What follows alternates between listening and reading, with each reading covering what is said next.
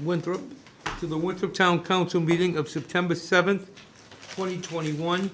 We're meeting at 7 PM in the Harvey Hearing Room.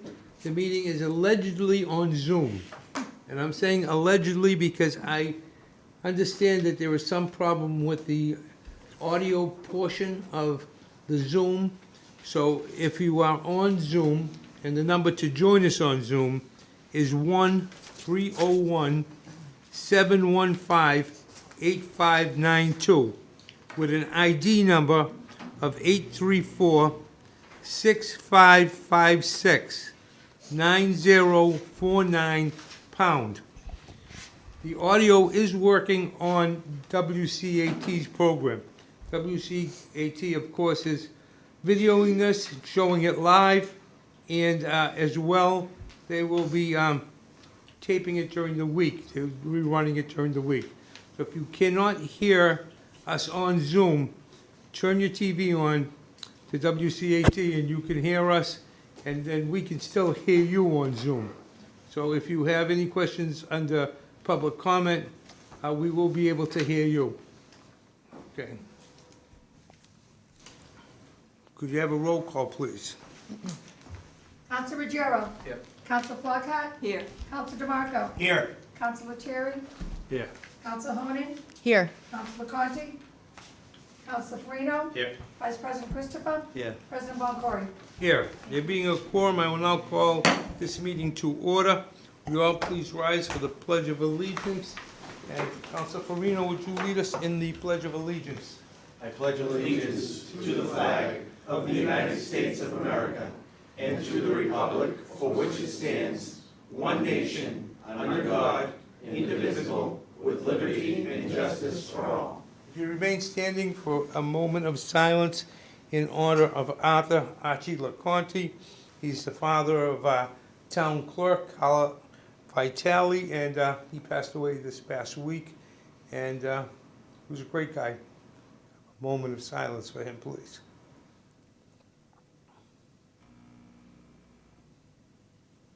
Thank you.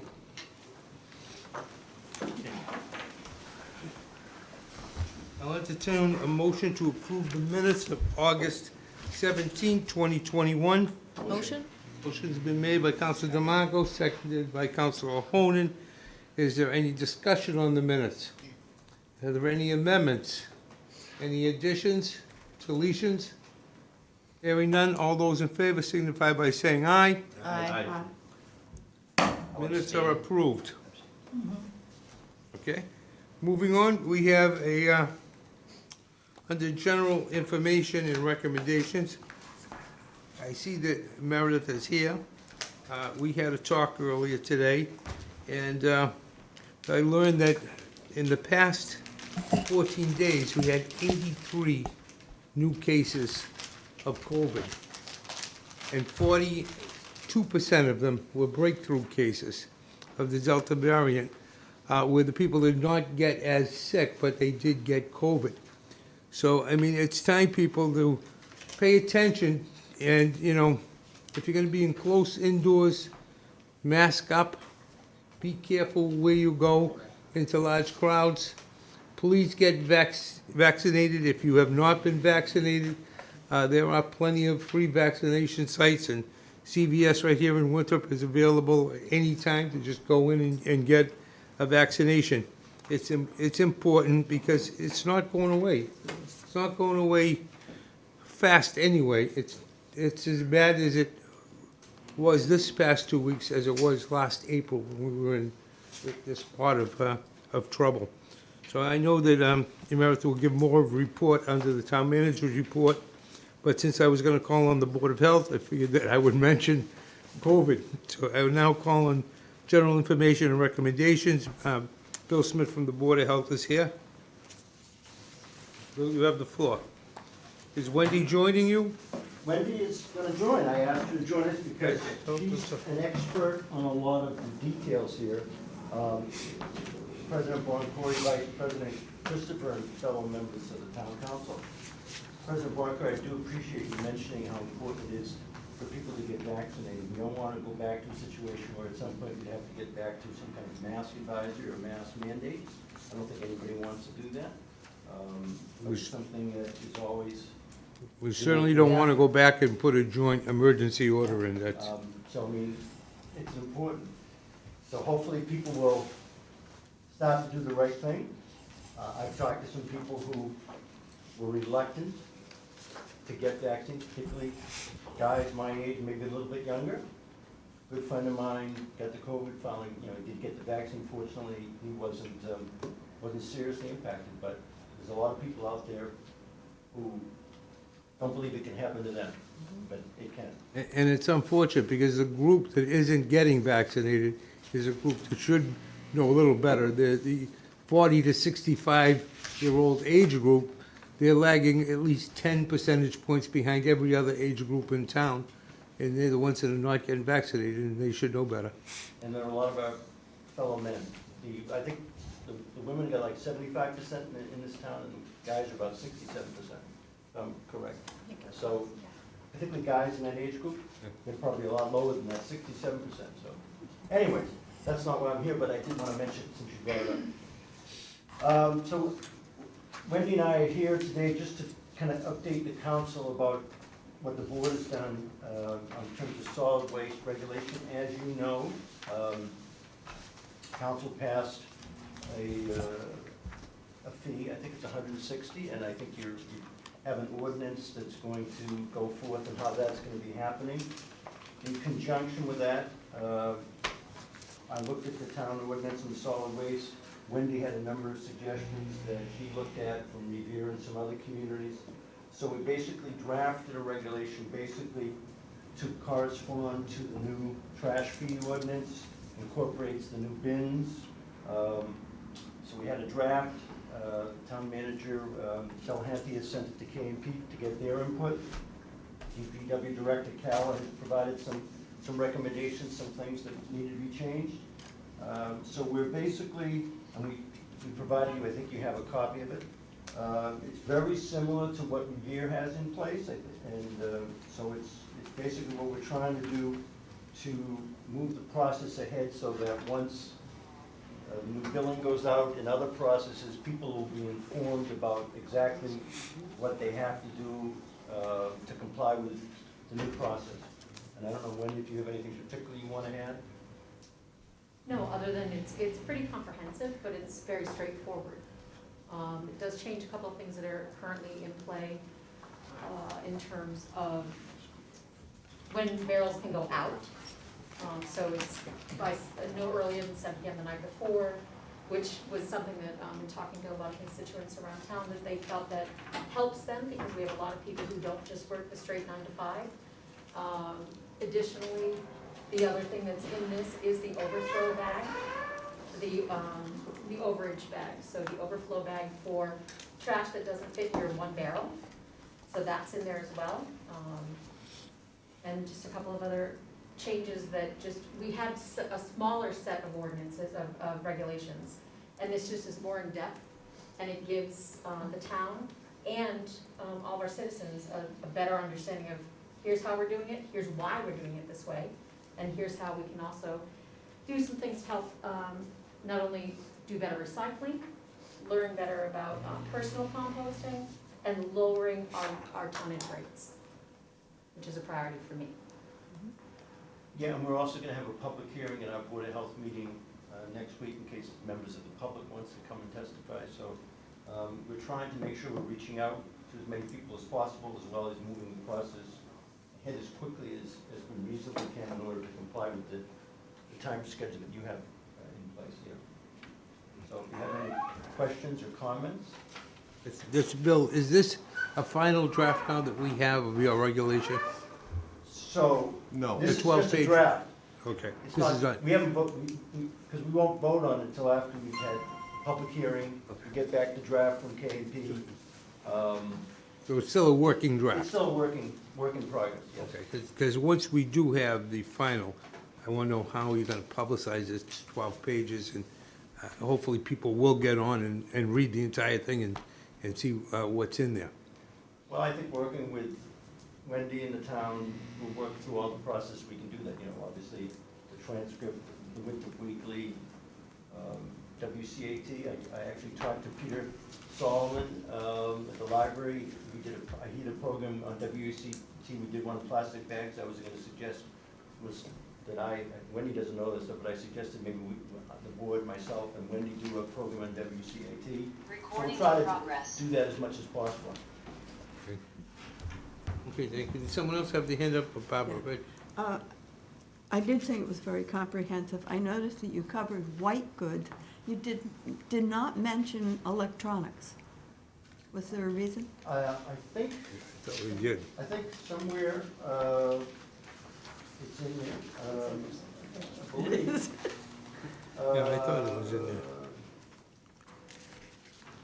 I'll have to go back and look at it, because it's been a couple weeks since I looked at it. I thought somewhere we had it. In terms of electronics, Councilor Flockhart, are you referring to personal electronics, televisions, computers? Right. All of them? Okay, because we do still have those programs within the DPW to purchase the stickers, but for televisions. So the other things we're looking at, we do have on the town website, you can go and you can see where there's a company that will take them back, and then there's other things that, like Best Buy and some of those places will also take them. So it's under, Well, So we do mention specialty items, which has not limited to computer monitors, fluorescent light bulbs, some other things. But specific electronics, we could probably include that okay. if it's not in there. It just came to mind Sure. because I personally just had Pete's come and pick up a couple of printers, that monitor, a vacuum cleaner. Yeah, I mean, the definitions, I think we pretty much took from what we did here. Uh-huh. So, that's why it's good to have this kind of input, because you can always, Because I think people commonly have these things. Oh, yeah. And they die fast. that's good, good suggestion. and we are looking at other ways to make connections with other companies that do that kind of recycling. So that's in process as well. Council Horn? Yes. You mentioned scavenging, and I'm sure that refers to the practice of people taking redeemable bottles and cans out of trash barrels. Oftentimes, those people are elderly, and I'm assuming that they're trying to just supplement their income. Why was there this provision to ban scavenging? Part of it is more not just for the cans and bottles. Most of the folks who do that around town that we see regularly are very neat and clean about it. Yeah. It's additionally a public health risk when you have furniture and things that people start taking, sharing lovely kinds of bugs and things that we don't want to start transmitting throughout the Okay, yeah, town. So that helps prevent some of that from a public health side. got it. As far as the cans, that's something that I think obviously would be a case-by-case basis if Okay, homeowners calling in and someone's responding from the police station, but okay, typically the folks we have doing that are pretty neat. okay. Yeah, I Maybe, don't, maybe we need to broaden the definition of scavenging. Yeah. But you know what I mean about those elderly people who might be supplementing income and recycling. Yeah, a lot of scrappers save us weight by taking Yes, that save us heavy tonnage, stuff. I yeah. think, they considered scavengers too, so you may wanna develop language that would exclude them so Okay. much, 'cause, What did you call them? scrappers. Scrappers. I also would like to mention on the scavenging, I was glad to see it, because I am concerned about dumpster divers. We have mail going into that recycle thing with addresses and possibly stuff that shouldn't be there. And I know at Seal Harbor, we did have a problem with dumpster divers who were going through. Theoretically, they were going through to get coupons, but they could have been taking anything out. Yeah, there is a separate ordinance dealing with dumpsters, which we actually didn't look at. Yeah, but No, I you know. can dumpster dive in anything. No, I know that, but I'm saying is, all I'm saying is that might, talking about dumpsters, maybe we need to address it in that, but well, I'll look at it too. Stephen, I'm Councilor Giroux. Thank you. This is very comprehensive, and thank you both for your work on this. I just have a question about the enforcement section. It's rather vague, and I'm guessing that was done intentionally, but wondering if you'd be willing to share with us sort of your strategy to go ahead and enforce some of this. It says fines may be imposed. Any thought on how much those fines would be, what the enforcement schedule would look like, who specifically has enforcement rights? Things like that. And if you're not ready at this time, that's fine, I can wait till the public hearing, but No. figure while we're all here. Well, the section on violations above talks about violations. It talks about a warning the first time, $50 fine, Yeah. subsequent. And part of some of these questions, we also might be answered at some point by KMP's recommendations. Okay. But in terms of the regulation, it's kind of like, and we also look at our other regulations, you're always generally the Board of Health and its designees. And I think because we're gonna have DPW out on the streets literally, and Wendy particularly, we wanna have, I think, it's broader group of people. I mean, Inspectional Services does some of this now, particularly particular locations, buildings, et cetera. But I think, it doesn't hurt to have multiple people who'll be able to enforce it, because I know how strapped various town departments are. So I don't want to put it all on one person's plate. No, absolutely, I think that makes sense. Is anyone else, Councilor Christopher? Barring any major changes in the drafts that you need to do before you actually pass this, what do you think the timeline is for passage of it? And when do you think you will be actually getting to implementing, or the town will be getting to implementing this? So I think we have a public hearing next week. I don't know what the time frame is going to be from the recommendation from KMP, because we certainly don't want to vote on the formal draft before we get that. They emailed me today saying it's under review.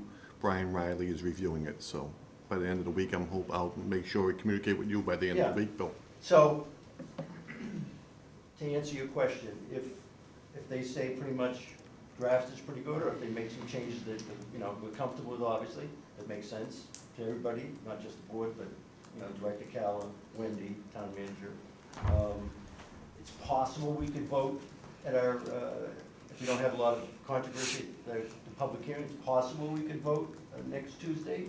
More than likely, it might be like maybe the following week or something, but we try to do it as quickly as possible.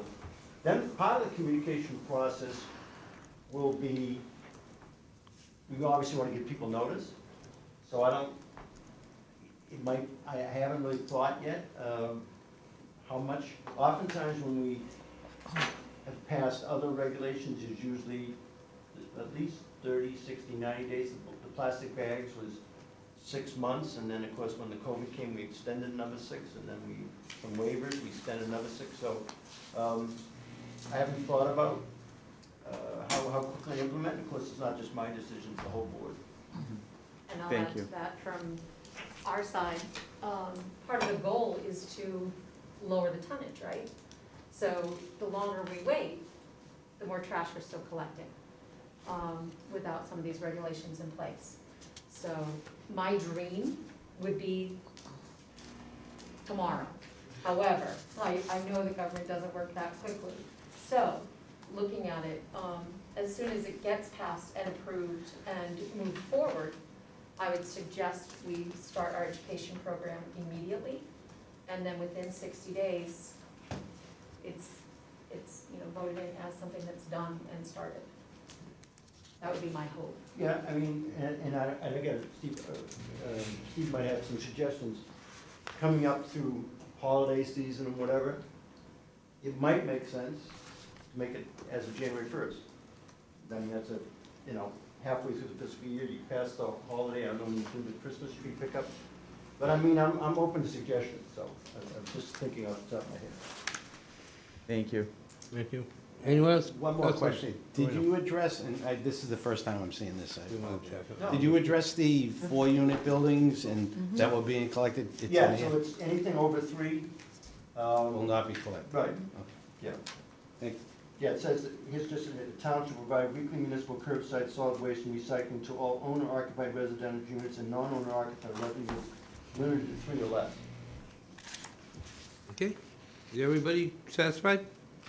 All right, thank you Okay, thank you. very much, and I want to thank you for this beautiful regulation, 12 pages. It took me a few minutes to read it and comprehend it, so I hope everybody that does get it, gets into it, and there's a lot of information there, very comprehensive. There'll probably be a condensed version. You gotta put something into bullets, so you can get that advertised. Cliff notes. Okay. Thank you, Bo. Can I go back on one Oh, question? Because sure. just one thing, Billy, you said at Yeah. the end on the threes, so you're saying that the ordinance is limited it to 3 and less? Yeah, just like it is presently. I know, but there are now, my understanding is when we were going through, or when DPW had the opportunity to, through countless weeks, literally go by and count everybody, there are 4 families that are getting picked up. Are they going to be off the rolls? And how are they gonna be notified? Because there definitely are, and I don't know if they're there's definitely some sort of condition with the ones that are getting picked up, stipulations or whatever, but how is that gonna be addressed? So, I would recommend that it be addressed through the letter of the Board of Health after the passing of the ordinance, that we identify those 4 families that are currently being mixed in with our trash. A letter goes out advising them that we're no longer gonna be picking up, that we give them time to get service. January 1st probably is the same date that Bill has recommended, and at that time, they have to prove to us that they're getting service for those residents. And we have identified a few of them as we've gone through some things, so we know of some. All set? Okay. Okay, thank you, Bill and Wendy. Thank I appreciate it. Thanks, Bill and Wendy. All right, moving on. We are now going to open a public hearing. On the agenda, we have a public hearing for the town council to authorize a 7-year lease purchase of a 2022 Seagrave Marauder pump engine at a price of $689,996. Chief, do you want to be heard first on this?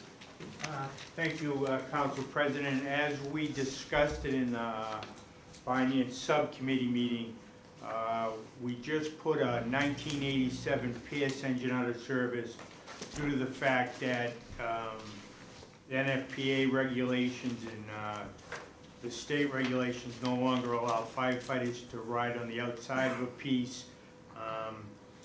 The length of time that it has to get a piece of fire apparatus repaired due to lack of skilled apparatus repair maintenance men. So currently we are borrowing a 2013 KME piece of apparatus from Boston. And what we're looking to do is replace a 2011 and put that in spare, as the spare engine. It has many years of good useful service to the town, and replace engine 2, which is that runs out of the center station. We do have a 2015 engine down the beach station, and anytime that goes out of town to mutual aid, again, we put our reserve piece in service. It's key that when we do go out of town, as the last few months, Rivera's had a 5-alarm fire or a 7-alarm fire, and we are a little bit geographically challenged. The apparatus becomes very scarce, and very important to the town that we have dependable fire apparatus in town. And historically, we've either had other entities such as the MWRA grants buy our apparatus, and we are looking for passage of this for the safety of the firefighters and the community. Thank you. Thank you. Does anyone else want to be heard on the public hearing? Anyone else? Councilor Terry? So the Finance Committee did meet with this earlier, and as the chief said, this would be replacing a 2011. Just to let the public understand, we have a 2015 pumper right now that I think we purchased for $531,000. So that just shows you in 6 years that this is $697,000, which is about a 33% increase. So they don't get any cheaper. I think we just made In fiscal '22, we're making the last payment of $85,000, so we have no more payments coming out.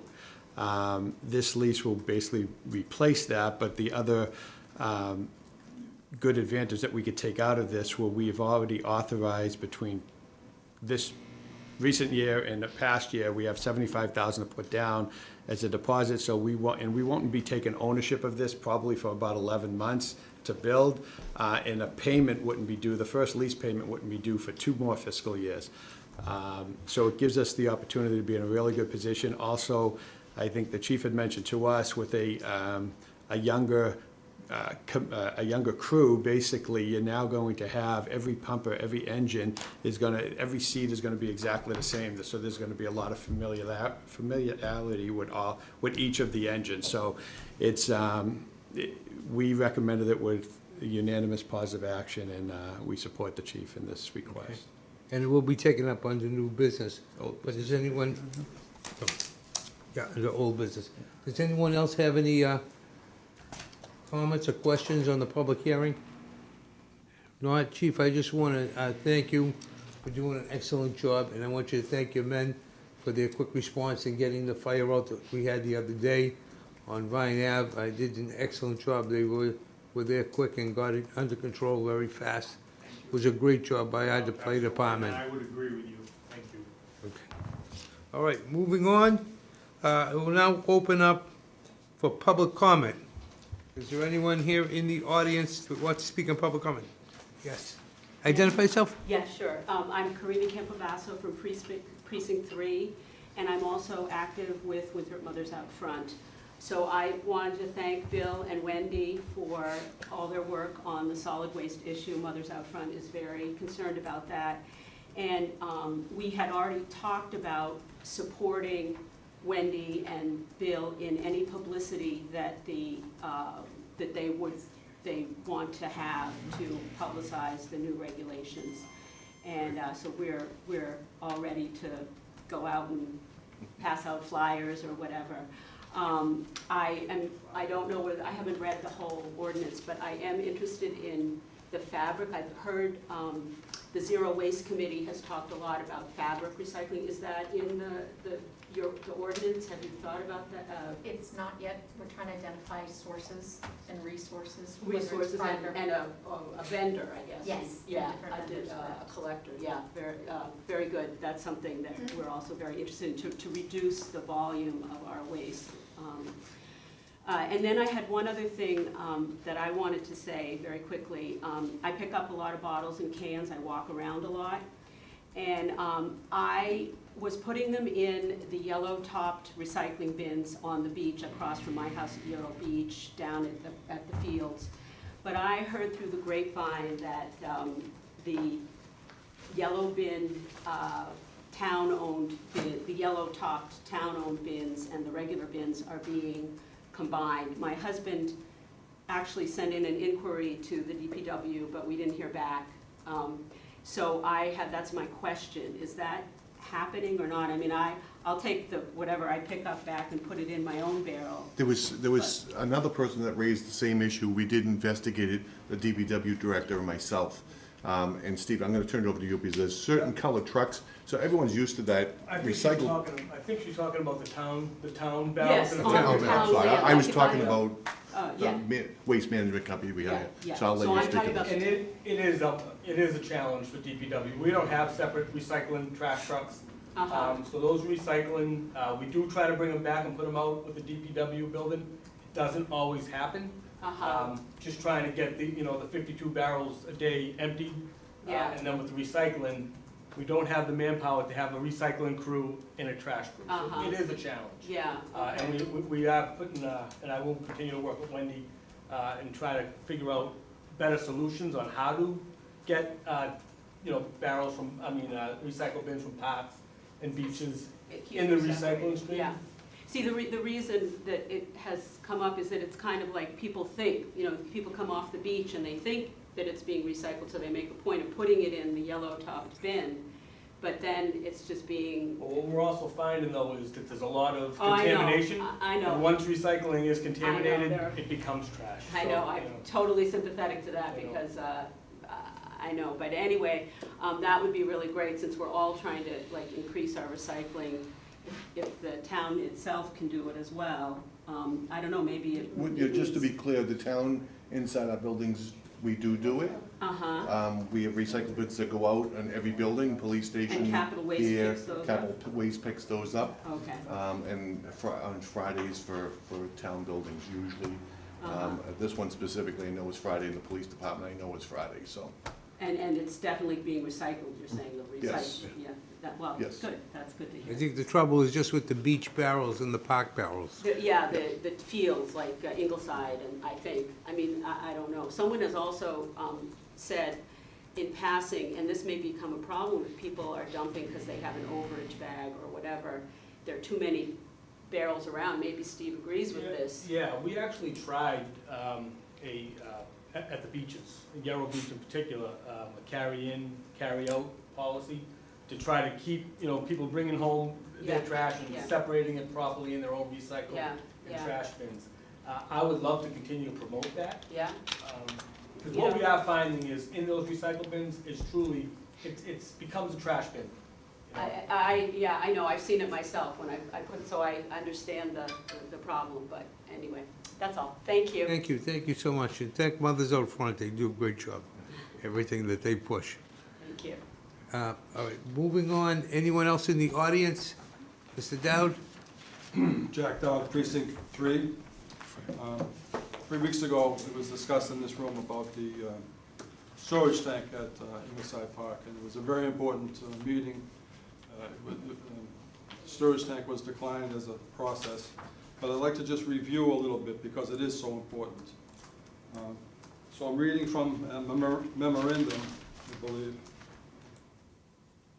from the environmental analyst that proposed this storage tank. On the second page, number 2, it says, the size of the proposed underground tank was not based on required volume of storage for a particular storm, but rather it was designed based on space within Ingleside Park and the anticipated cost of the system. I think that's a very important matter. Since the watershed area is relatively large, 153 acres, the storage tank size to accommodate larger storms would not fit into the space available at the park. Larger systems would also be cost prohibitive. So that's a very important paragraph out of the 5 pages here. And as I mentioned concerning your question about if it would help, the storage tank would help the developers down there. So there's 156 or 153, there was 2 measurements here. And so in a 25-year, 24-hour storm in Massachusetts, it's somewhere around 6 inches of rain. But you need to check, by the way, this information is borrowed. I'm just reading from an engineer. But since 24 hours is several tide cycles, you need to consider shorter duration events. Say we consider once in 25 years, and it does mention 25 years in this report, 25-year storm, not a 10 or a 50 or a 100 or a 500, which is basically what happened in New Jersey just this past couple of days. And if we assume that the ground is saturated, and this 3-hour event occurs just before and just after the high tide, the entire 3 inches of rainfall is runoff that cannot be discharged. And that's happened before in Winthrop. As recently as 3 or 4 years ago, we had 5 or 6 feet of water down the bottom of Jefferson Street. And if the discharger is shut, therefore all 3 inches of water must be stored. So the calculation that my good friend came up with is 6,708 square feet and 156 acres. And that number, if you want to use a gallon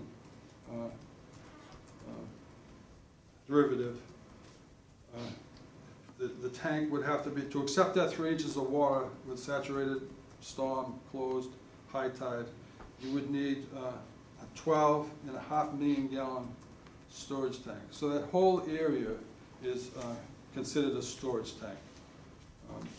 Thank you, Jack. So, I'm not done. Well, you've had 4 minutes now, so could you finish up? Yeah, I always do. You're supposed to have 3 minutes, Charlie. Well, there's another 3 minutes on the other side of this, right? You want to wait till then, or shall we finish this now? Yeah. All right, thank you.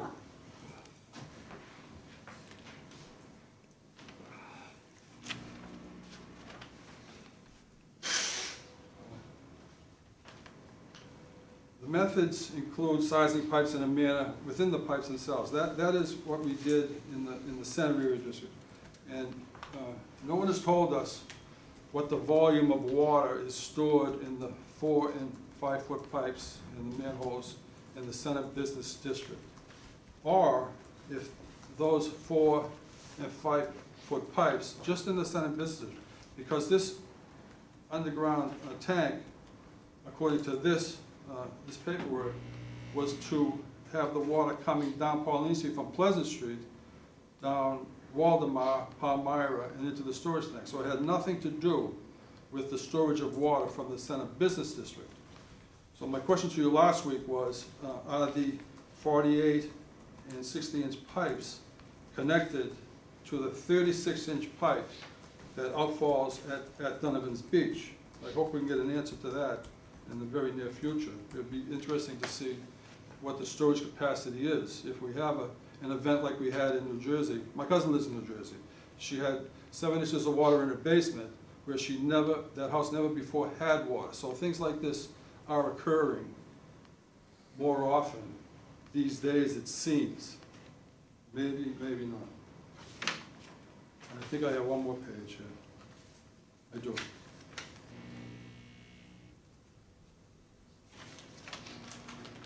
There was a memorandum to Woodward and Curran from Eric Hokinson, and he's with Coastal Zone Management.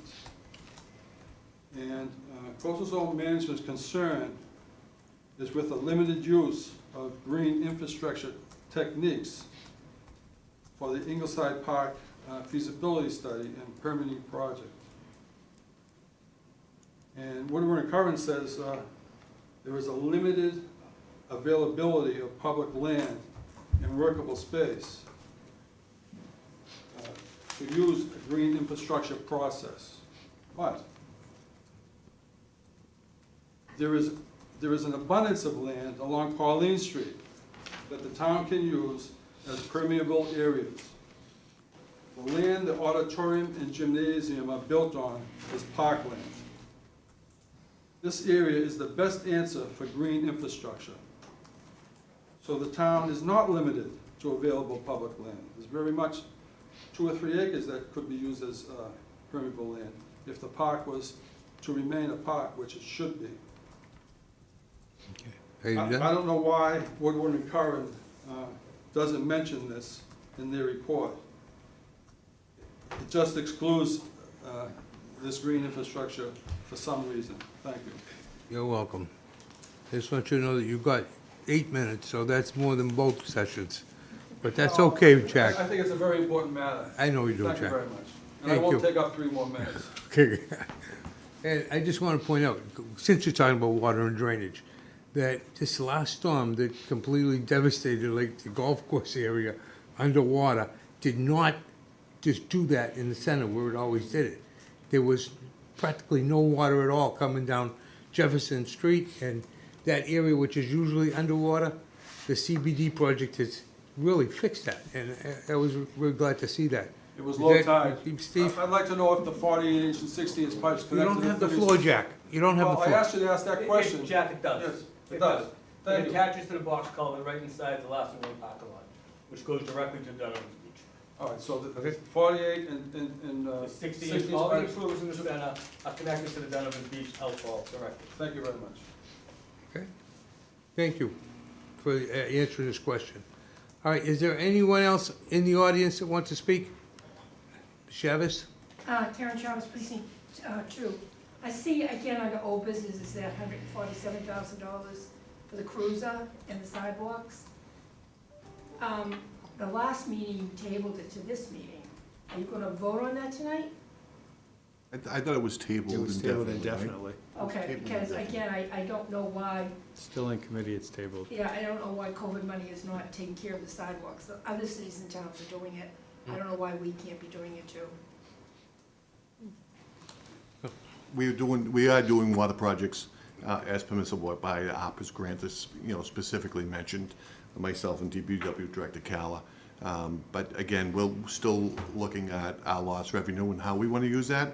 And don't forget, substantial amount of money had been budgeted in this year's budget out of ARPA's to balance our budget. So free cash, those other cities and communities are using their free cash shortfall to do some of these projects where we may not have that flexibility or as much flexibility on our lost revenue side of the ARPA's money. So just so everyone is familiar with the process. Thank you for your...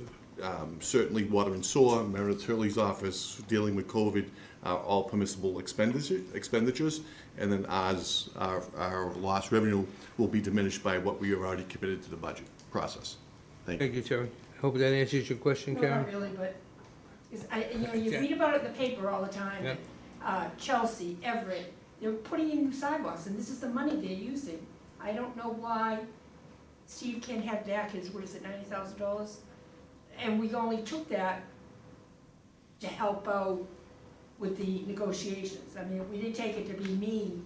No We one's, needed the money for towards negotiations. no one's alleging you, but Chelsea and Revere also didn't use their ARPA's money to balance their budget. We did not use it, well, we did use some, but we didn't use a lot. Town managers allocated, I think, $453,000. Well, that's not a lot, that's not a lot. That's all I want. Okay. But don't forget, you're not allowed to use the 5.4 million All right, this, for lost revenue. You're Okay, only no. allowed to calculate your lost revenue, and only use the percentage of lost revenue out of that 5.4 million. The rest of it has to remain with Meredith and Steve. this is not a back and forth debate, so Well, again, this is is... that how I'm the trying to answer the how- question, we How can the town do it manager's later. office is gonna make that up by not using that money for sidewalks? I don't know, that's under the town manager's purview to do what he can with the art money and to find out where we can spend it to our best needs, and that's what has to be done. All right, is there anyone else on the Zoom that, I thought I saw a hand up? Yep, you do, from Zoom, somebody from a Zoom user? Is that Kathleen, I think? Hello? Zoom user? Looks like, yeah, it looks like she's talking. Yeah, it does look like she's talking, I see the microphone. He, whoever it is. You're all the way up? Can you hear us on Zoom? Actually, it looks like it's on mute on, yeah, click that. Go ahead, Kathleen, again. Yep, she's talking, the speaker's going up and down. Can you unmute yourself, or is... Try again, Kathleen. You have to turn that up. The like volume's all the way down on the computer. The folks at home can hear the Zoom user. Oh, there you The volume's definitely on now. Yeah. I'll try this again. I know I'm not on. We got you. Okay, we hear you. We got you. Can you hear us, Kathleen, on Zoom? Yes, I can. You can, Thank okay, you. so that's been fixed, thank you. Okay, Kathleen Capuccio, 49 Waldemar Ave. In less than 2 months, will be the 8-year anniversary of the successful vote to build our middle high school. 8 years.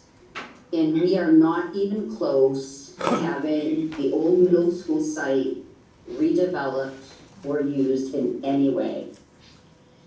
At this point, it's inexcusable that again, after 8 years, next to nothing has been done.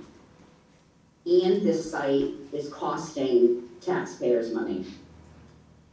The old middle school site should be on every council agenda under old business, or frankly, I feel we need a new category for this of ancient business, until the town government and town management finally gives this site the attention it has not been given in, again, the last 8 years. Please do something regarding this site. Thank you. Thank you, Kathleen, and, you know, this year we did get the zoning passed for it. And now the RFP is in its process of being developed, and I think the town manager will talk about that under his report, which is coming up. But the RFP has gone out to be finalized. All right, moving on, anyone else? Seeing no hands, we'll move on. Correspondence, do you have any correspondence, Denise?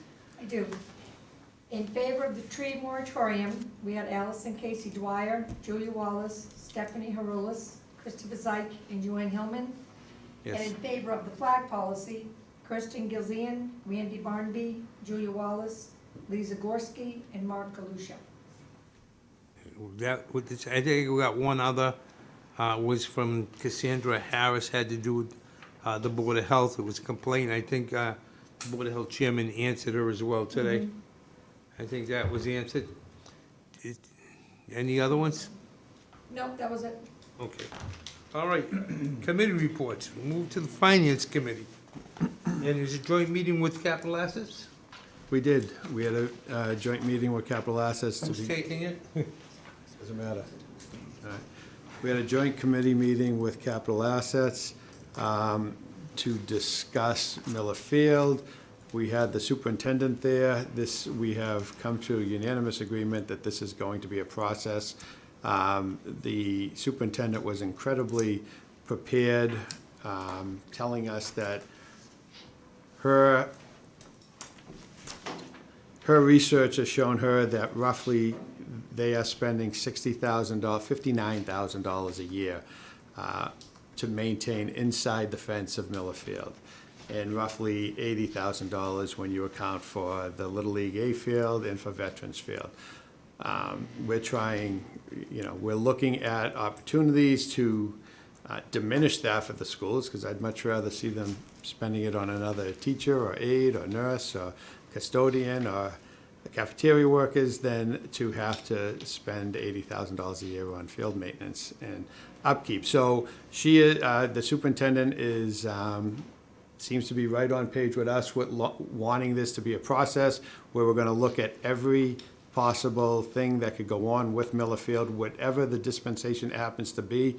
We want it to be maintained. It's a $10 million asset that we want to all be on the same page, that we are not only maintaining it for current use, but also looking at the 7 to 10 year window where we're going to have to replace an $800,000 turf field. So we want to make sure whatever process we come up with, we know we have some time. The Miller Field Committee is still probably going to be in existence through the spring until the dog park and golf shed is complete.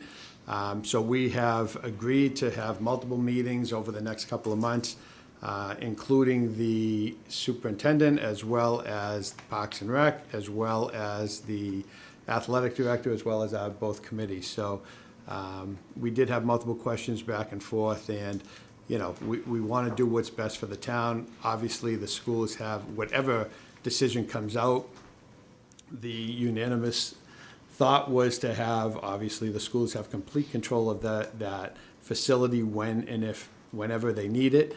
But we just want to figure out a way that we find out how it's best to be maintained, because maintenance is something that we've talked about with a lot of our assets, and we want to be on agreement with that. As far as Finance Committee, we had a couple of items on the agenda. One was the dog park and golf shed, where we're still in the process. The Assistant CFO wasn't able to be there for the meeting, but I think the Assistant CFO has identified some sources of revenue. We're still looking at the final audit from Miller Field Committee to see what Miller Field could continue to contribute in addition to the $275,000 that it has.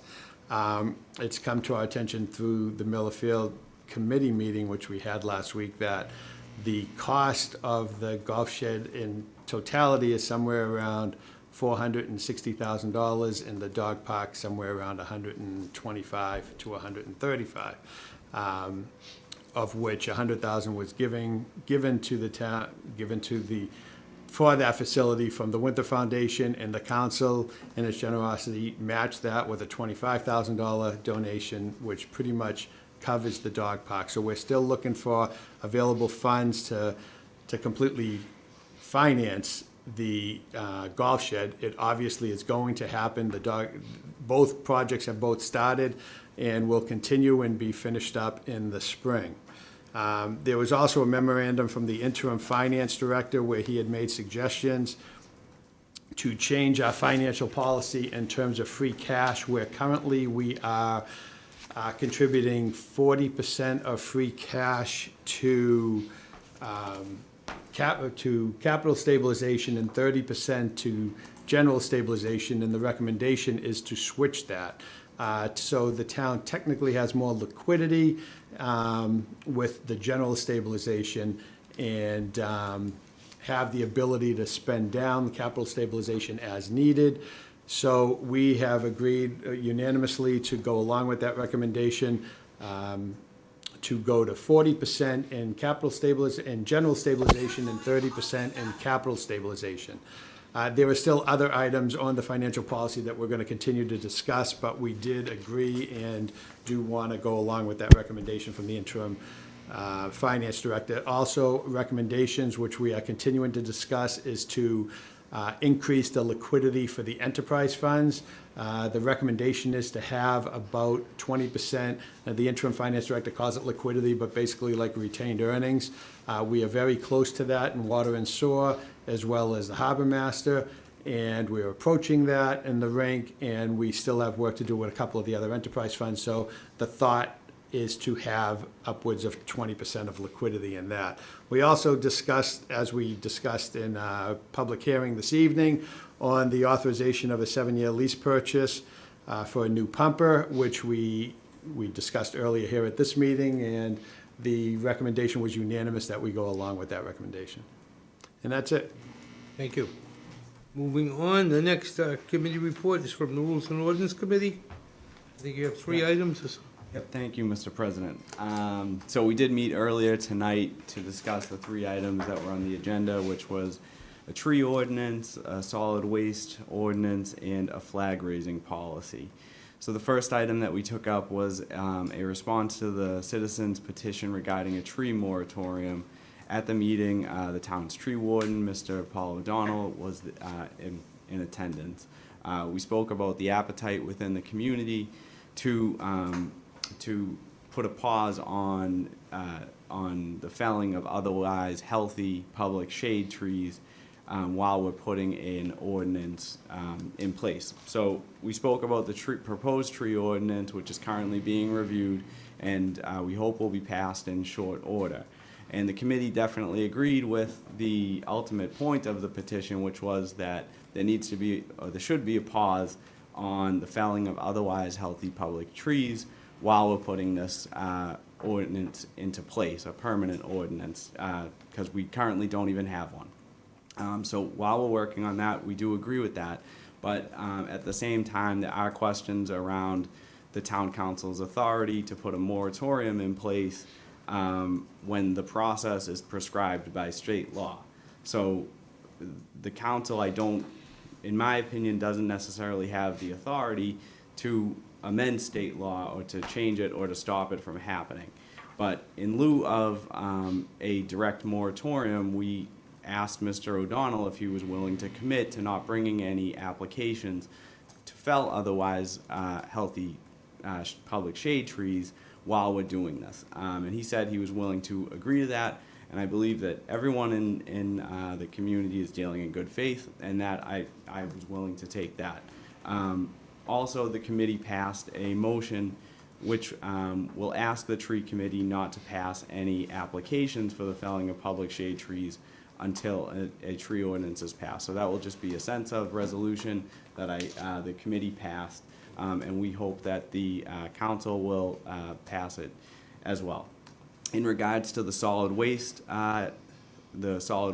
ordinance, we heard a lot about that earlier, sort of the nuts and bolts of how that's going to be rolled out, what that's going to entail.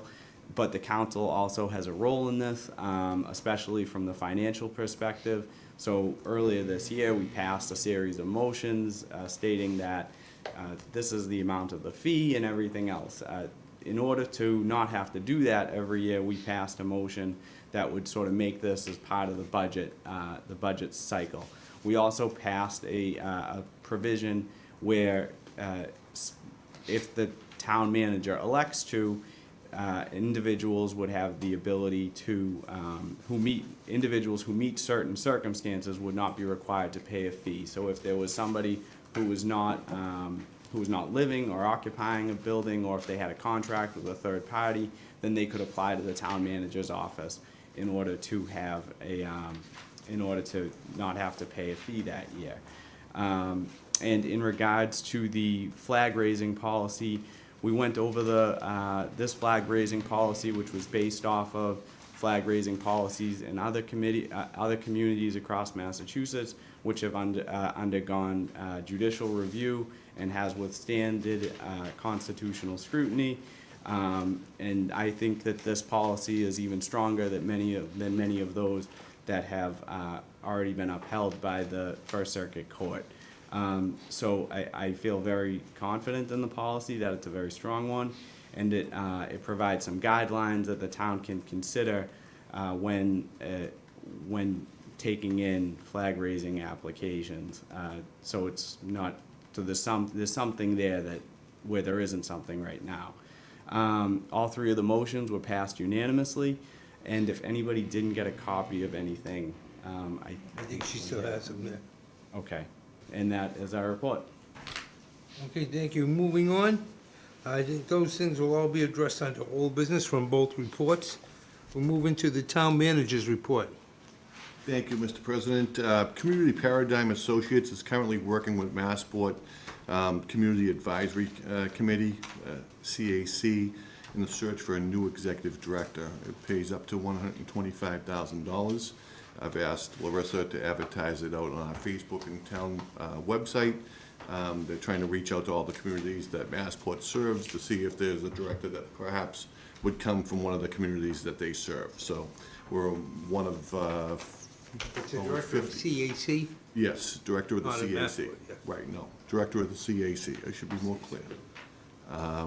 A Voc School is looking for all their communities to support the building of a new high school for the Northeast Regional Vocational School. There's a meeting I have on the 9th at the school, and to go through some of the systematic processes. Again, this is a very expensive endeavor, as we know, with building our own little high school here. They service 13 communities. All 13 have to vote unanimously, or it has to go to a ballot question, and they'll have the 13 ballot questions. So I'll learn more Thursday morning as it relates to this and what the fee would look like over a 32-year period.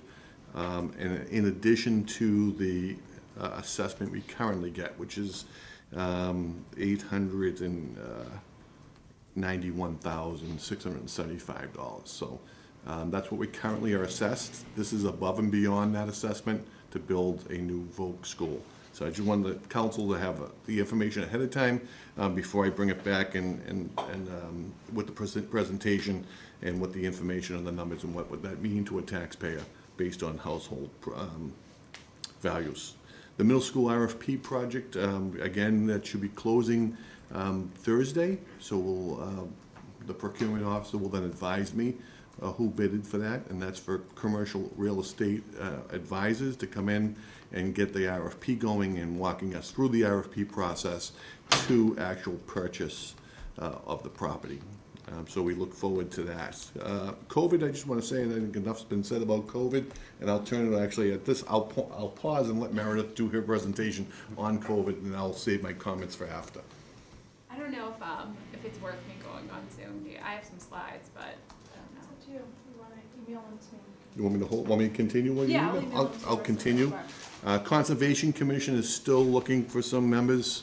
They're looking for someone who's passionate about conservation. They'll teach the rest between the clerk and also the commission. They can actually teach them the law, and they just need people who are passionate about it.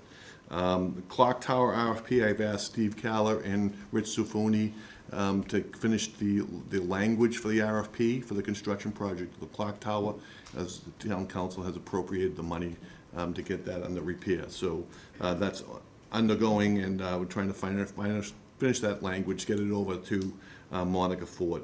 A surplus of 8 DPW vehicles, they all have bids on them. But there's about $18,000 of value coming back if everyone shows up and picks up the vehicles.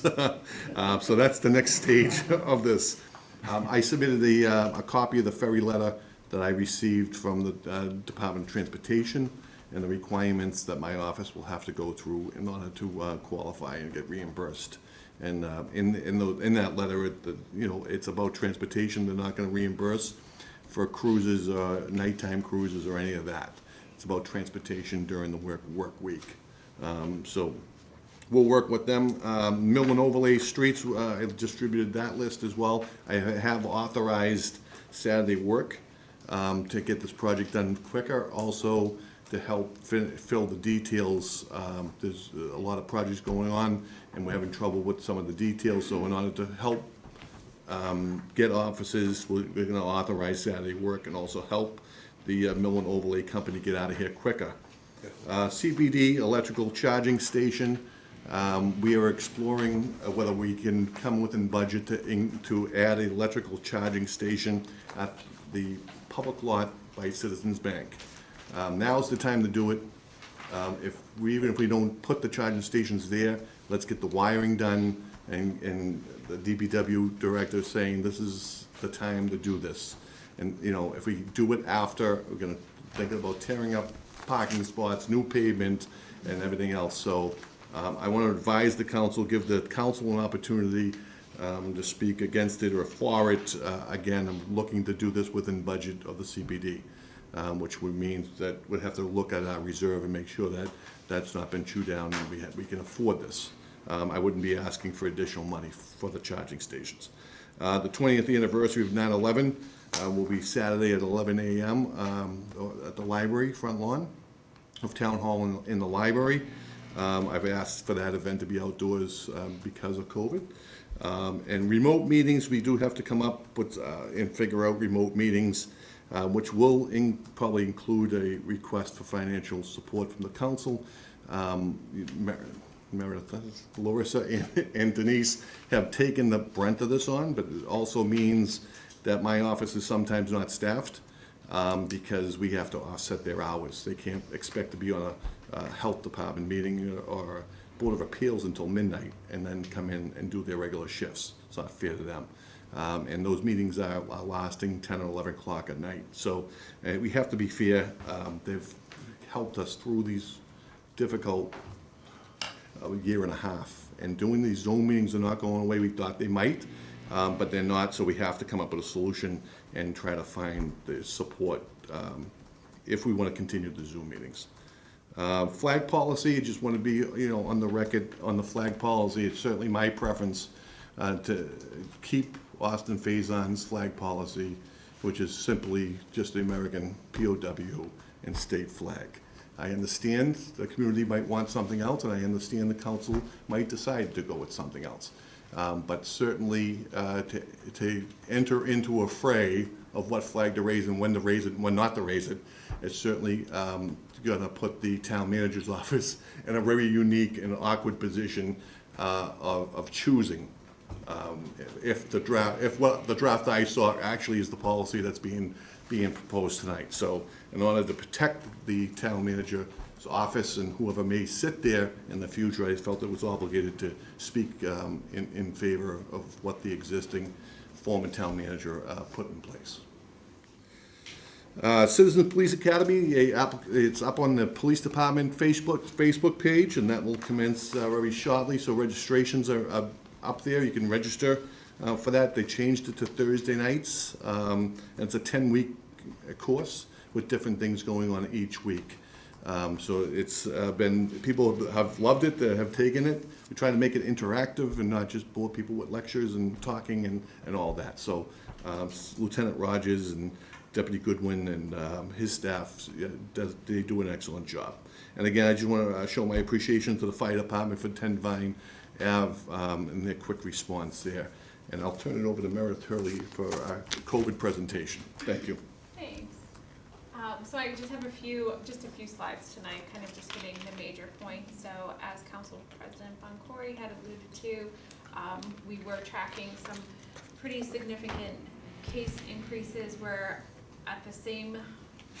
about at the same mark as we were back in April. So just to compare what our data looked like from so the top number, the 83 cases were in the most recent 2 weeks, and then the previous, not complete, with some overlay, so that's why there were 94 cases reported. So we are, if this continues, we will hopefully see a slowing trend, but in comparison to where we were in May, June, and July, we're definitely much higher. We have 63 residents that are currently isolated, and our percent positive has increased to 4.3%, whereas it was 4% last week.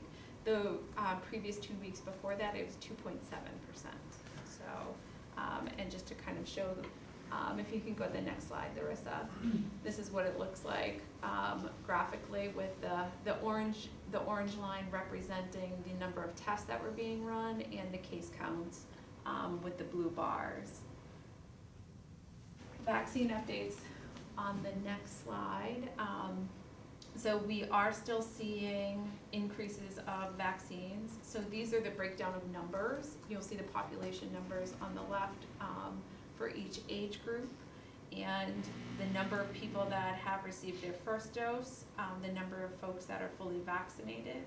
And as you can see, the age group that we see, with the exception of the 12 to 15-year-olds, because they were the age group that has only most recently been eligible for vaccination. The age group that is most concerning to me is the 50 to 64-year-olds, that they're at 71%, and a lot of times we're talking about the 20 to 50-year-olds, and they're in the 80% for at least their first dose.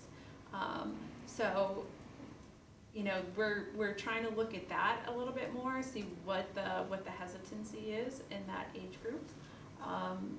And this is kind of a breakdown of, you know, I'm gonna be putting in the number increases per age group every week for you all, so that we can see exactly what we're looking at. We're also kind of getting more convoluted as we wait for specific guidance on boosters, on third doses, on the FDA's approval of Moderna for their third dose, and also if there is going to be any approval for additional age groups. So we also have not, the state recently sent out a survey to local health directors where they asked us what we thought we could do for supporting third doses. So that doesn't really make me super confident that they have a great plan going forward. Whereas when the most definitely they're not standing up the mass vac sites again for third doses and boosters. My focus in the next week or two will be really looking at providing the booster shots for those that are homebound, like we did before, kind of bringing that program back, because many of them are immunocompromised and are eligible for the boosters at this point. I got my first shipment of Moderna in on Friday, so just starting to pull together that whole group of volunteers again to start that up, and then we'll roll right into flu season as well. That's great. Thank you.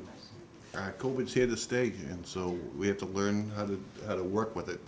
And again, we constantly monitor through Meredith, and also the superintendent of schools and myself talk about this all the time. But I think it's, you know, something we have to adjust to, and just remind everyone that, you know, closing down is not our priority here. It's keeping government open and operating and running, but also giving the best advice to our employees and people who visit us. So thank you.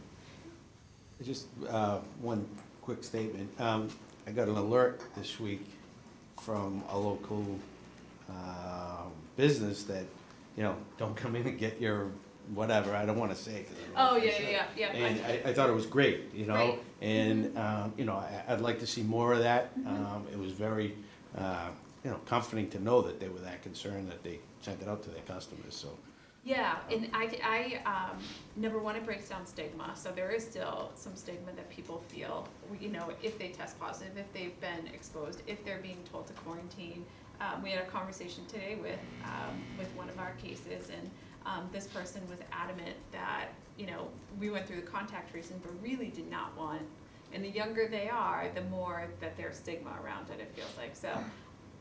And the second point is that we're all moving around so much. It was much easier to contact trace in April of 2020, where you went to the grocery store, you came home, you saw one person, you came home. Now with us all kind of, you know, mingling and moving around, it's really difficult to do specific contact tracing. So I encourage any business or organization that to use whatever platform that they have to let people know, because so often I hear, oh, but I'm vaccinated and I just thought it was a cold, or I didn't know that I was exposed to somebody. I don't feel that bad, like, and then it just triggers something if somebody knows that they've been in a space that, you know, then they might be more apt to go and get tested. So I think it's a good practice. All right, you finished with your report, Terry? I am, thank you. Does anybody have any questions for Terry or Meredith? Chief, two quick questions. First off, an individual correspondence that I had, I've been hearing that the center is too dark at night. There's a lack of lighting down the center. Is there any way that we can maybe get some temporary lighting down the center so it's a little safer at night? There is temporary lighting down the center. Okay. Talked to the DPW director on his way in tonight. Okay. He'll try to add more. Those are solar-powered lights. I think it's just, we have to remember they're solar-powered. Right. So when it's raining and cloudy for a long period of time, those will be dimmer. But Director Callis said he talked to the contractor in the morning to see if we can add more down there. Okay, great. And my second question is, I appreciate you making your opinion on the flag policy known. Would you be more comfortable with the flag policy if the flag, if any flags were raised instead from in front of the E.B. Newton Cultural Center as opposed to Town Hall? The problem is not raising a flag. The problem is, I see it as someone has to make a decision what flag to raise and what one not to raise. Yep. And I understand certain people will interpret one flag one way, and another group is going to interpret that same flag another way, regardless of its original intent.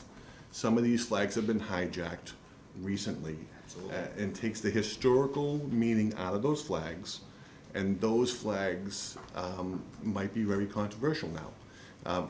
Some people might see the flag that we rose out front as offensive to them, but not offensive to the other group, and not understanding why we did that. And certainly their struggles in New York City, right? So, in celebration of that. So it's the decision-making process that we have to decide which ones are offensive, which ones are not offensive, that puts me in a bad position, and whoever sits here in the future in a bad position.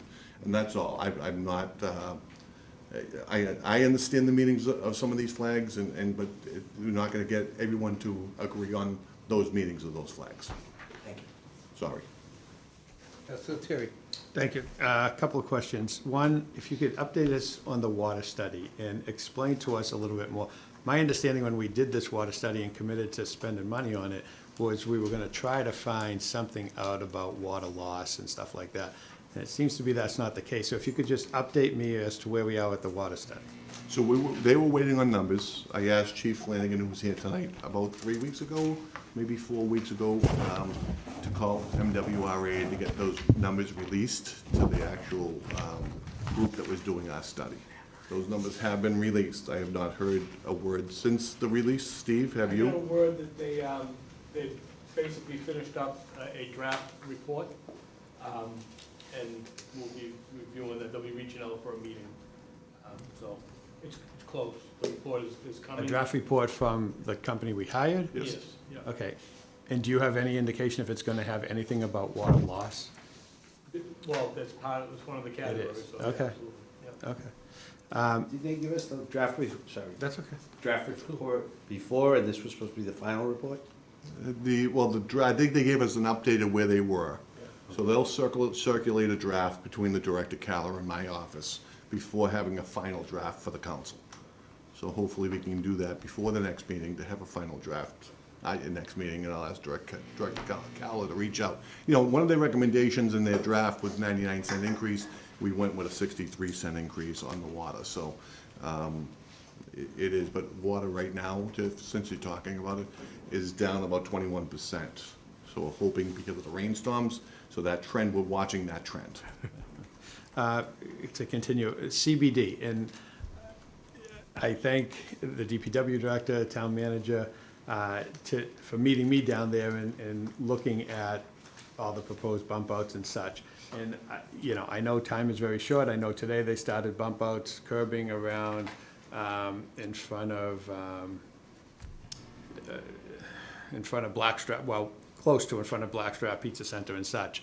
And I still have big concerns about the bump out proposed in front of Savisi's and the severity of it, and how it, and don't even want to go over traffic issues right now, and I'm not suggesting to change anything, but I'm just suggesting that I would encourage councilors in a very short time, because these things are going to be starting very soon, we've been told, to look at the proposed bump outs and see how it might affect traffic, how it might affect emergency vehicles, it might affect snow removal, and obviously it's affecting spaces in the center, but we can change something if we choose to, but it has to be done quickly. So I would encourage councilors, I'm not going to just talk you through it, I would encourage you to take a walk down, ask DPW director or the town manager, or I would be happy to show you what's proposed and what we could potentially do. Can I speak on one of the issues specifically?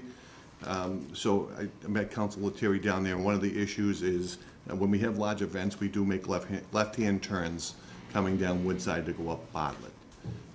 With the current existing design that's been approved by council, that eliminates any possibility of letting people come down Woodside and people coming down Woodside from Pleasant Street to make that left-hand turn. It's just, you're head-on, you know, because it's far out.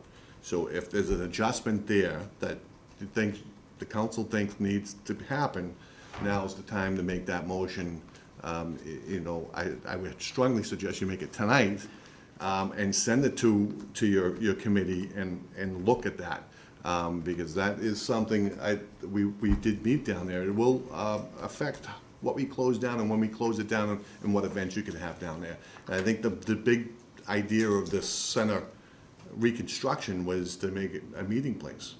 And so, you know, I just want to make sure everyone understands that it does eliminate some flexibility with traffic coming down when we close off the center for those big events down there, so. And I will make that motion after.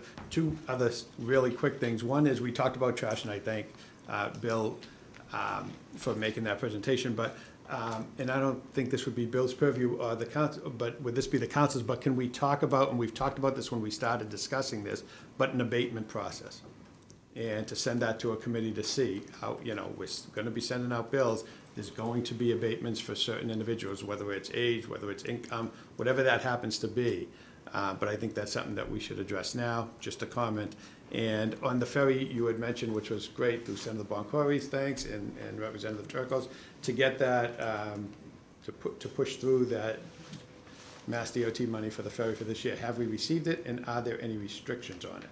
So we have not received it. The restrictions is on much of my office sending reports. They want to know how many people are traveling on it. They want to know round trips, single trips, Quincy to Boston, Boston to Winthrop, which is information we can all pull. They want a historical look at what it's been bringing in over the many years that we've now 5 years that we've operated this. And I can tell you right now, we looked at that already. It's $14,000 the first year, and each year after that is about $3,000 in revenue for the season. So I will be compiling all this, submitting my request for reimbursement. It's a reimbursable grant. I have to prove to them the boat ran, what days it ran. They want a full season ferry schedule. and they want us, our commitment that we work with DOT on a future plan that did not involve DOT money as a subsidy to this ferry. So that, we have some commitments we have to make. I still have not forgotten our commitments for later. This is a Band-Aid fix for us for this year. I appreciate that because it was a big Band-Aid that was needed, and I'm still committed to following up with other ferry services to see how we can merge in, or how they can take over, or what the arrangements could be. So I'm currently still in those talks with other ferry services. Thank you. Thank you, Chief. Any other questions for the town manager or Meredith? Go ahead, Councilor Giroux. Thanks so much. I'm excited to hear that we're discussing the electric charging stations in Winthrop Center. I feel like that's something that there's grant money out there for. So is the cost that we're talking about just the initial install? But from what I understood, the equipment could be subsidized from a program. Is that all? This will be the electrical underground work that needs to come up. Infrastructure. Got So it. Okay. infrastructure, so we're not bothering that pavement later on, right? Since we were gonna be working in that area, let's get the electrical in. And certainly there's something that I asked the planner to look at and try to research getting grant money to put the stations in. It seems like Tesla, has them all over the place. And I don't know how they really work. Some places have them for free, some people charge them. I don't know how that all works. But I think it's important, if we're talking about the future and making the center of the future, is to have electrical stations somewhere that they can charge. We're also just talking about 2 spots right now, so it would be 1 charging station, which would serve as 2 parking spots. Okay. And that's what we're, that's the intent right now. Sure. If there's, a bigger appetite for more spots, that's also a conversation to have now, but I just don't want people to think that the whole parking lot's gonna be an electrical station. Stephen, that's gonna be in the parking lot, not on the street, is It'll that be correct? in the parking lot adjacent to the Citizens Bank. Okay. I'd be interested in seeing some data, like maybe the number of vehicles that are registered in town with EV plates. Maybe that's one starting place that we can go to see if the data will drive any further demand for this, but also the center's a place for visitors to come in. So, I do see them everywhere. So I think it's And it's good that about the future. We're starting, right? I think 2030 something was gonna be all electric. Yeah. So- Right, yeah. Okay, is that it? Everybody have any? All right, moving on to school committee. School committee hasn't met recently. We're meeting tomorrow night. And I can give you more information after tomorrow night. But the school is open. It opened, well. Everybody was happy to be back at school. I was down there and I saw a lot of the kids going in all dressed up, and they looked great, and they were having a great time and being happy to be back in school. They're wearing their masks, and there have been no spreads. I understand there has been 1 or 2 quarantines of individual students, but there has been no COVID spread there with the school opening, so that's good news. All right. Moving on to old business. First item on old business has been tabled, transfer of the $147,000. The second item is Town Council authorized a 7-year lease purchase of the 2022 Seagrave Marauder pumper engine for $689,996. Motion comes out of the Finance Committee with a favorable recommendation, so it doesn't need a second. Is there any discussion on the motion? I think we've heard it both in public hearing and from the committee report. Is there any other discussion? Hearing none? All those in favor signify by saying aye when your name is called. Councilor Ruggiero? Yes. Councilor Flockhart? Yes. Councilor DeMarco? Yes. Councilor Terry? Yes. Councilor Honan? Yes. Councilor Conti? Councilor Farino? Yes. Vice President Christopher? Yes. President Boncory? Yes. Motion carries. The next item on the agenda is a memorandum by the interim finance director, Steve Cirillo. I believe that is also coming out of the Finance Commission with a favorable recommendation, and it has been discussed in the committee report. It doesn't need a second. Is there any further discussion on the memorandum? Hearing none, all those in favor again signify by saying aye when your name is called. Counsel Ruggiero? Yes. Counsel Flockhart? Yes. Counsel DeMarco? Yes. Counsel Terry? Counsel Honan? Yes, yes to that, but I think it should be read and it should be explained. Oh, I thought And I you- think I did, but it's not, it's a policy change. Okay, I mean, we can. But that's fine, I mean, if somebody waives it, but it's up to the council. I'll waive it. Huh? Does anybody want to hear it read again? Because the policy involves multiple items. Waive the reading. So if there's a motion to waive the reading, and we could just summarize what we're really changing, I have no problem with that. But he makes a couple of recommendations, and we're really only focusing on one. So if there's a motion to waive the reading, and I will create a summary for you as to what we're going to vote on. I'll make a motion to waive the reading. Okay, motion made, Wiggly, seconded. Go free. All right, so Oh, all those in favor signify by saying aye. Aye. Those opposed, all right, great. So the recommendation is that the council amend the 2013 reserve policy by increasing the distribution to the general stabilization fund from 30% to 40%, adding language that the cap to the stabilization fund at 10%. Upon reaching the target of 10%, the fund balance can be adjusted annually by increasing the fund by the same percentage, increasing the operating budgets, which is far less than the 40%. The excess free cash can be distributed to other strategic reserves.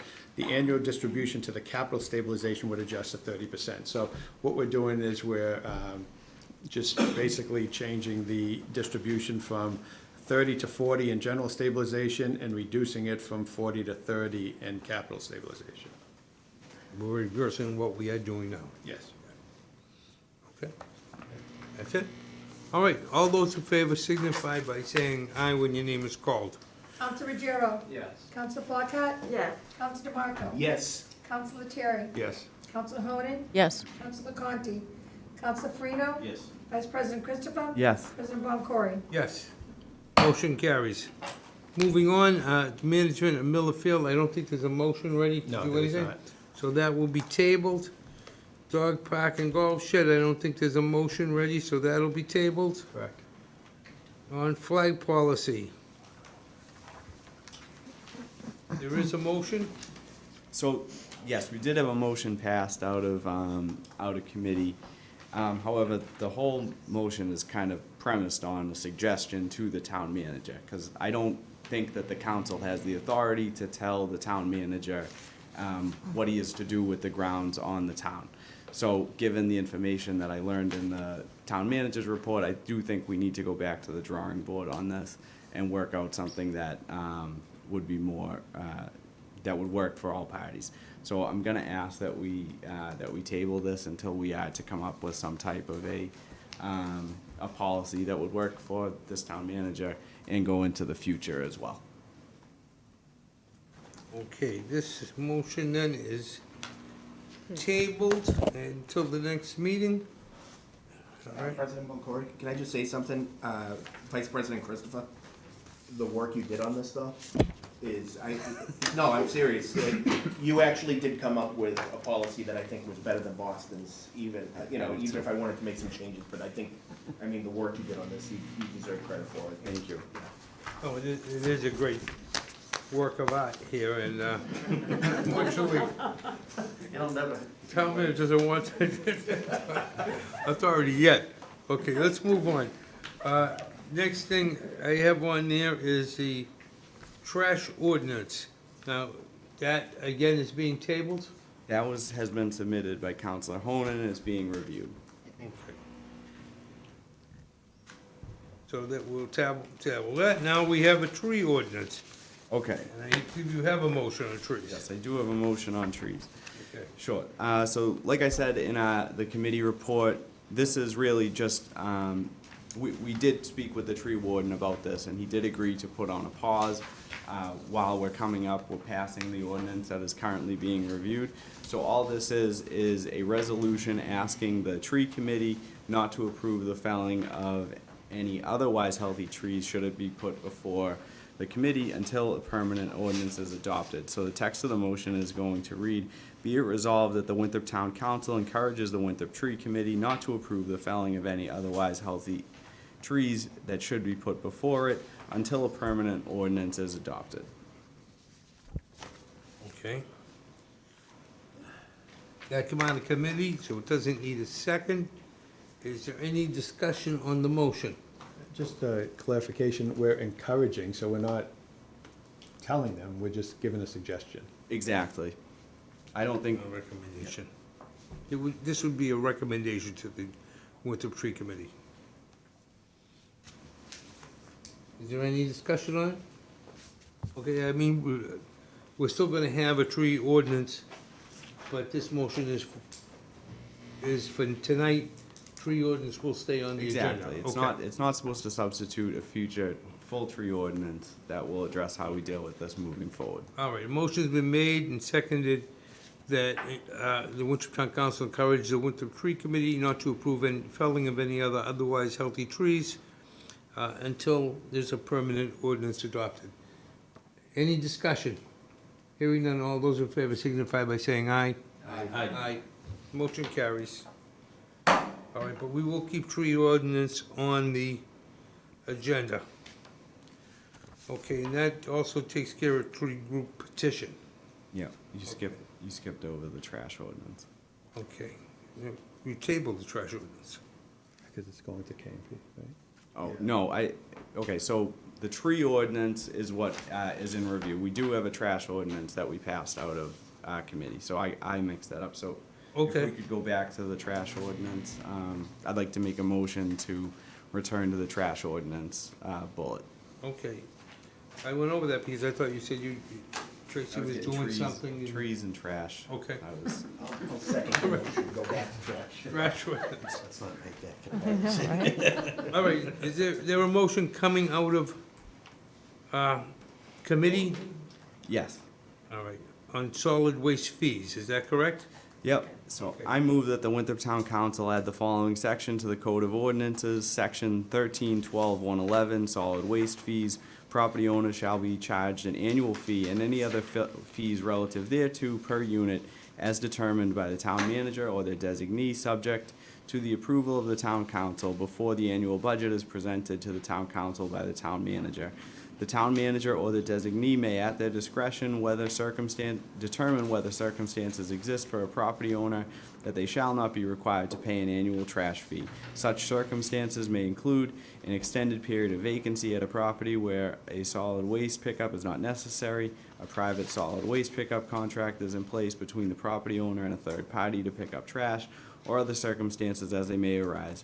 Fees not collected shall be subject to all collection remedies as provided by law, including but not limited to collection procedures for unpaid water or sewer fees pursuant to General Law, Chapter 40, Section 42A through 42F, or General Law, Chapter 83, Section 16 through 16F respectively, including interest and demand fees. Any fee not paid 30 days from the date of the electronic transmission or mailing of each bill may be subject to a lien in accordance with these statutes. Such liens shall remain valid to the extent allowed by law. Okay, motion's been made, and it's coming out of committee, so it doesn't need a second. Is there any discussion on the motion? Hearing none, all those in favor signify by saying aye. Aye. Those opposed, voting so ordered. Roll call on an ordinance. One roll call. All right, yeah, it is an ordinance change the fees. All right, all those in favor signify by saying aye when your name is called. Council Ruggiero? Yes. Council Flockhart? Yes. Council DeMarco? Aye. Council Terry? Yes. Council Honan? Yes. Council Conti? Council Farino? Yes. Vice President Christopher? Yes. President Boncory? Yes. Is there- The motion carries. Is there any other old business to come before the council? Seeing none, is there any other new business? Jim, do you have a motion you want to make I have about a- the bump out? Yeah, I have a motion to reduce or eliminate the bump out in front of Savisi's Martial Arts in French Square.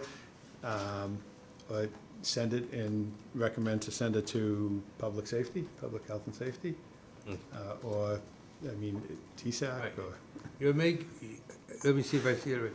The motion is to reduce or eliminate the bump out in front of Savisi's Market so that a left-hand turn from Woodside onto Bartlett would be Right, allowable. I'm not asking to change the ordinance on how the traffic pattern would be, but I'm giving us the flexibility in terms of having a public event or something that we can have a left turn if needed. We could study the traffic patterns after this is all in there and see if that, a change is necessary, but at least this gives us the opportunity to have like a tree lighting ceremony or whatever, where we close off, and it will enable vehicles to get down Woodside and out of the center.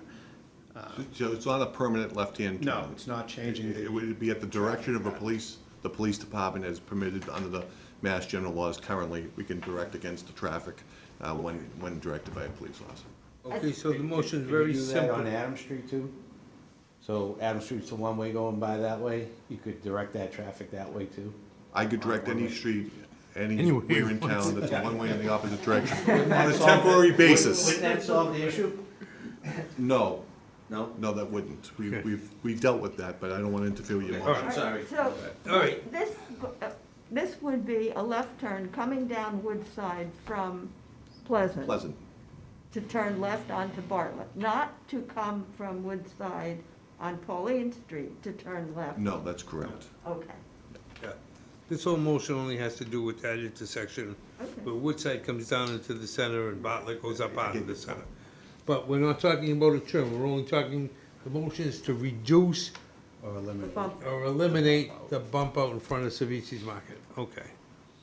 All right, that will be sent to Public Safety to report back at the very next meeting with an answer on whether that is feasible. Anybody wants to talk about it, go to that meeting of the Public Safety.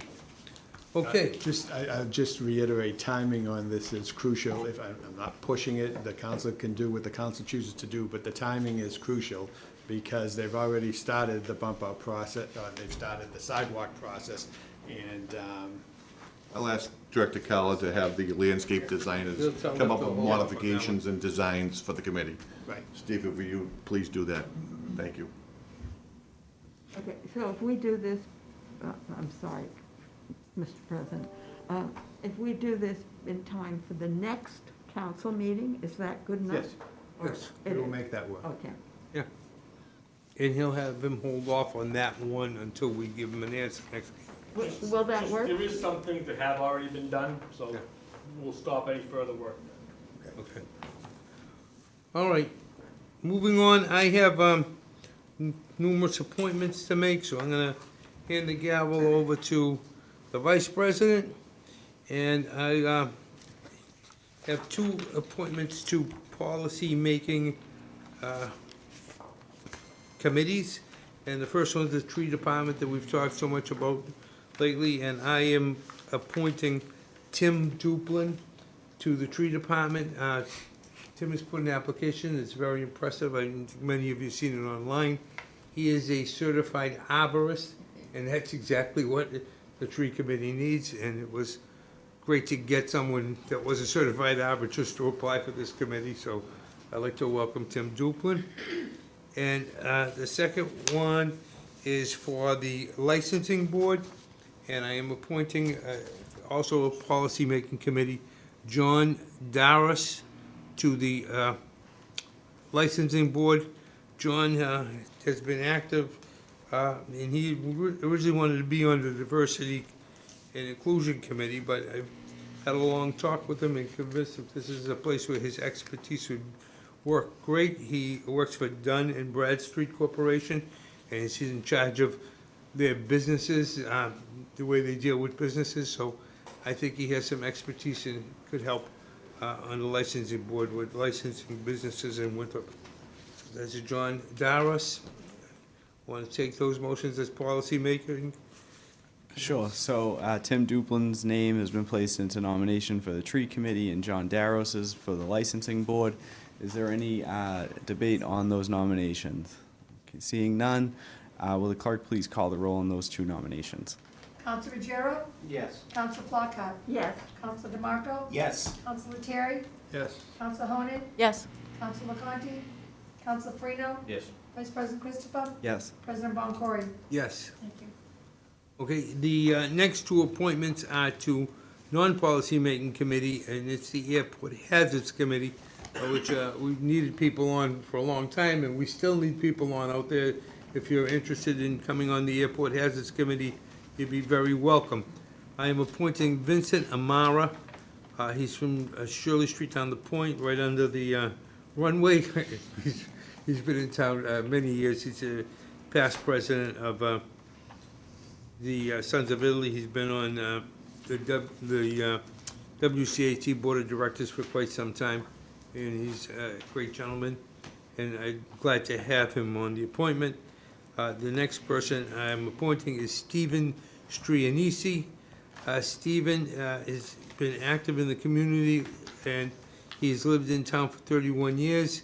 He has a Bachelor of Arts in Liberal Studies from the University of Mass, and I'm glad to have him on the committee as well. So I hope you would approve those two appointments. Okay, Stephen Strianisi's name and Vincent Amara's name has been placed into nomination. Is there any debate? Seeing none, I'll ask the clerk to please call the roll. Council Ruggiero? Yes. Council Flockhart? Yes. Council DeMarco? Yes. Council Terry? Yes. Council Honan? Yes. Council McConty? Council Farino? Yes. Vice President Christopher? Yes. President Boncory? Yes.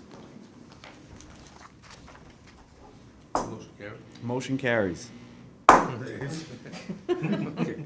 We'll return to the second portion of public comment. Is there anyone in the audience that wants to speak? You give up your 3 minutes. Thank you.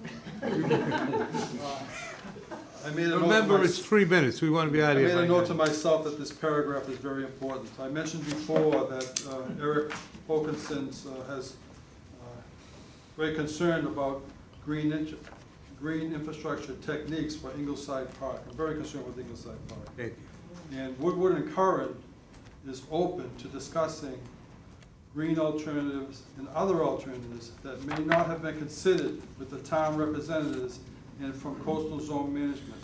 So I'm suggesting that we have a meeting, well, Woodward and Curran is suggesting that you have a meeting with coastal zone management. I'd like that process to happen. Thank you. You're welcome. That was quickest you've ever been. Good job. Can I call on, I think it, I see Yep, we have Kurt Millar. Kurt Millar, you want to unmute yourself? Kurt, can you hear us? How does he unmute? He's muted, yeah. That's what he said. Yeah, Unmute. he's unmuted. Kurt? Hi, can you hear me? Yes. Oh, I actually don't get the raise my hand button, I guess, but I just wanted to speak on the ferry just quickly. I know it's constantly a chat that I have. It's good to hear that our town manager right now is gonna go in depth with it, and I'm very happy to hear that we have this season covered. I'm still concerned about upcoming seasons, but hearing the town manager saying that there are talks going on, it's good that the people of the town are gonna be able to hear that that's happening. Just wanna drive that point. I appreciate it. Okay, thank you, Kurt. Let me get, is it Diana Beans? Is that? Hi, everyone. Gonna take a, hi, I know it's late, but I'm gonna just do like a cheesy thing here and say excellent decision on the stay of execution for our healthy trees. So kudos to Peter and Paul and all the members of the community for coming together to recognize the fact that this is a matter of utmost importance. So sort of thank you for answering the call. I'd also add that this act of leadership will put some sort of sporadic unrest to rest. by providing much needed clarity that coincides with our public health interests, to be frank. I don't know what otherwise healthy trees means, but I'm more than happy to be sort of a glass half full citizen and trust that when in doubt, we're going to wait until the ordinance has come to fruition to make a decision. But I'm also encouraged by the tree committee's recent adoption and now embodiment of actions that lend towards preserving and restoring our tree canopy rather, so that we can start putting a dent in our pollution and heat wave vulnerabilities here in Winthrop. So that's a well done, great first step.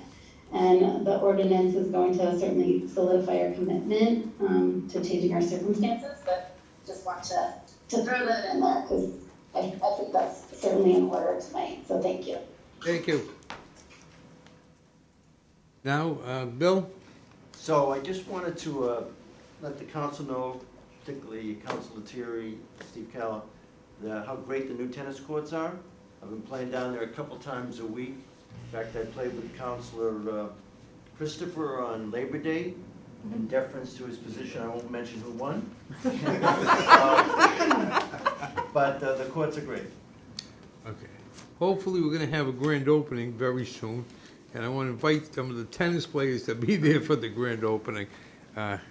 So Terry's gonna get that going as soon as possible. Anyone else? Any other public comment? Okay, anybody else have anything they want to add as far as meetings, as far as... First, thanks, Council President. First, I'd like to wish everybody a happy Rosh Hashanah. So just wanted to get that out there. And secondly, Chief, one thing I'm starting to think about, and Councilor Lettieri touched on it a little bit, the kids in the town could use a little bit of fun. And, you know, we usually have a great Halloween event down the center. We usually have the tree lighting ceremony. What are the plans at this point with that? And if we can't do it down the center, could we do it at like Crest Ave or something like along those lines? Yeah, certainly, fun will be, I guess, dictated by Meredith Hurley and the COVID, so. Meredith, you're the fun secretary. So we will, we'll explore with Webster Credit Union and Steve Calla about the center option. And then again, everything's gonna be contingent about the rate, the variant, and where we are locally. Okay. Yeah. I think we have to worry about the variant bringing, usually Halloween brings about 2,000 kids, and a lot of them from out of town into the center. So we gotta be careful, but let's see what we can do. Steve? And just real quickly, Chairman Schmidt stole my comment about the tennis courts, but I just want to reiterate, I had the opportunity to play down there as well. Very well done, and we talked about rain earlier. Not a drop of rain on those courts, less than 24 hours after, so very well done. And I want to thank the community and the activists especially, because it wasn't too long that those were destined to be a parking lot. And so I think that's important to remember, that the end result was really community driven, and it became a collaborative effort with the town and all of our committees and volunteers. And I was just, you know, really happy to be on there and have the opportunity to play. So thank you to everyone involved. Thank you. And it does look good, and I want to thank the Millerfield Committee and the School Building Assistance Committee for the great job they did in putting that all together. It really came out very well, even though some people were against it, wanted it to be a parking lot. But, moving on. Terry, you have something? Just, we're still paying for those decisions. Just saying, that's all. Thank you, have a good night. All right, I'll entertain a motion to adjourn. Motion. Second. Motion's been made and seconded to adjourn. All those in favor signify by saying aye. Aye.